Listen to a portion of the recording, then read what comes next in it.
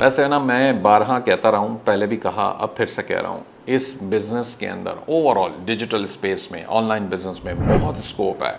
हमारा जहन नहीं काम करता क्योंकि हम वही एक पुराने ज़माने से लेके चल रहे हैं कि जी ये कोई बाप दादा के ज़माने का बिज़नेस है, कोई दुकान है, कोई सेटअप है। आप लोगों में से बहुत सारे ऐसे मैं जानता भी हूँ और नहीं भी जानता तो आप लोगों में होंगे, इसमें कोई परेशानी वाली बात नहीं है। लेकिन अगेन वही वाली बात है कि आप जब रुपए में पैसा कमा रहे हैं तो वो रुपए पे ही चीज़ें चल रही हैं। जितनी इतनी सारी मेहनत करेंगे और उसके एवज में जो पैसा कमाएंगे ना, वो बेशक आप ये कह सकते हैं हाँ जी मैं अच्छा पैसा कमा लेता हूँ, but still that's not worth it. Because कि जो पैसा आप कमाएंगे वो एंड ऑफ द डे उसमें या तो खुदा ना खासा बरकत नज़र नहीं आएगी, और बरकत नज़र आ भी जाती है लेकिन वो आपको कहीं ना कहीं मिसिंग फील होगा कि यार ये इतने इनफ पैसे नहीं है।